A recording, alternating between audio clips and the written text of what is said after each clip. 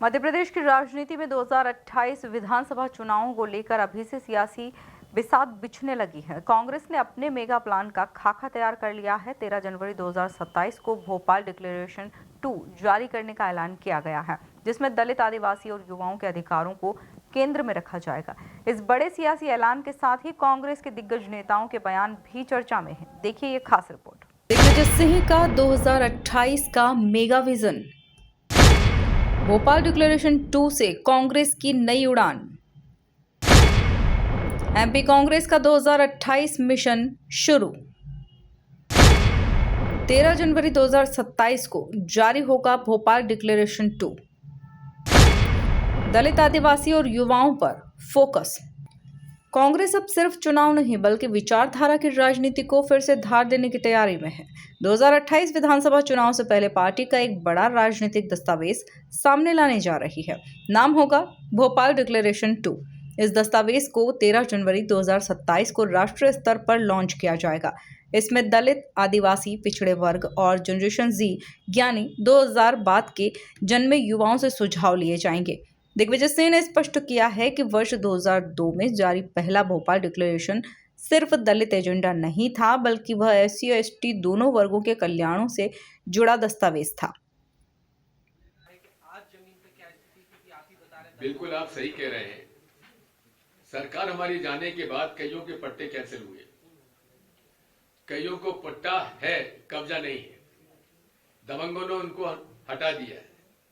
ऐसी कई शिकायतें आती, लेकिन हर सरकार की नीयत परिलक्षित करती है उसका सोच, उसका विचार।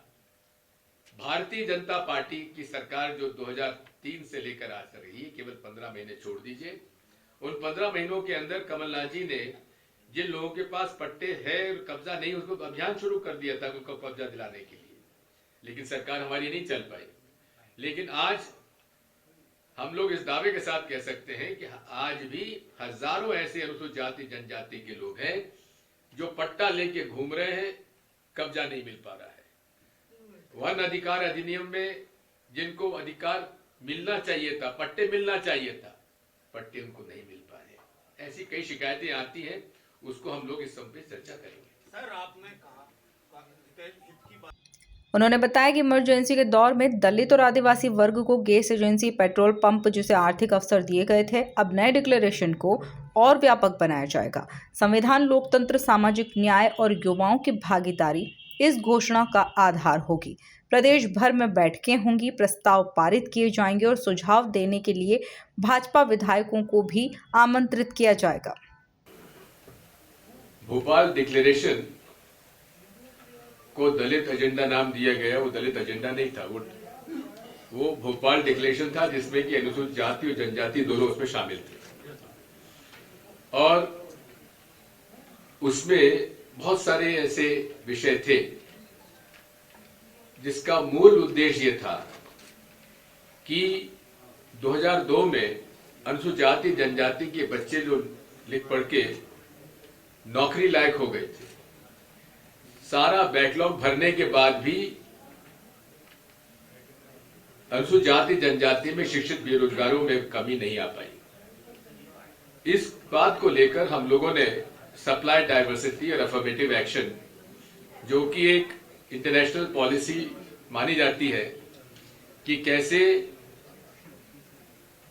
इमरजेंसी के समय 72-77 के बीच में इंदिरा जी ने अनुसूचित जाति जनजाति के लोगों को petrol pump, petrol, diesel, kerosene, cooking gas की एजेंसीज दी, जिसकी वजह से उनको रोजगार मिला। शासकीय दुकानें बना के दी, खेती के लिए पट्टे दिए। उसी प्रकार मध्य प्रदेश में अर्जुन सिंह जी के समय भी अनुसूचित जाति जनजाति के लोगों को जमीनें मिली, आवासहीनों को झुग्गी झोपड़ी के पट्टे भी मिले और एक बत्ती कनेक्शन भी दिए गए। वरिष्ठ कांग्रेस पूर्व मंत्री नेता सज्जन सिंह वर्मा ने बड़ा बयान देते हुए कहा कि दलित एजेंडा अधकचरा था और उसे जमीन पर लागू करने में अधिकारियों ने गंभीर लापरवाही की। उन्होंने आरोप लगाया कि इसी वजह से दिग्विजय सिंह की सरकार 2003 में तीसरी बार सत्ता में नहीं आ सकी। हालांकि उन्होंने यह भी कहा कि दलित एजेंडा पवित्र भावना से लाया गया था, लेकिन प्रशासनिक विफलता ने उसे कमजोर बना दिया। कि दलित एजेंडा 2 की जरूरत हमें क्यों पड़ी। ये प्रदेश SC ST का प्रदेश है, मध्य प्रदेश बाहुल्यता है SC ST की। राजा साहब के समय, दिग्विजय सिंह साहब के समय जब फर्स्ट डिक्लेरेशन हुआ, मैं उस समय राजा साहब की कैबिनेट में मंत्री था।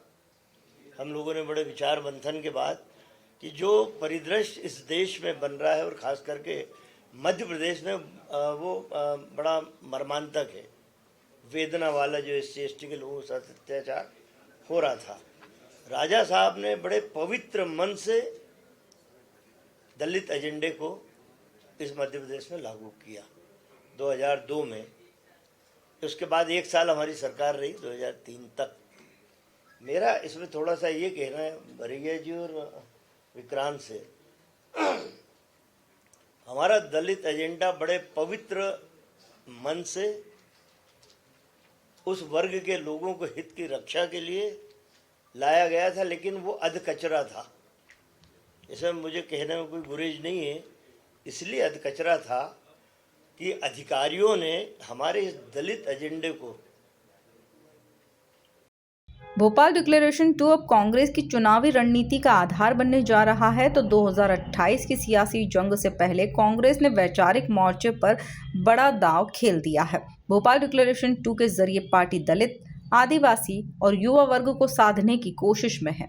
Bureau report MP news Bhopal.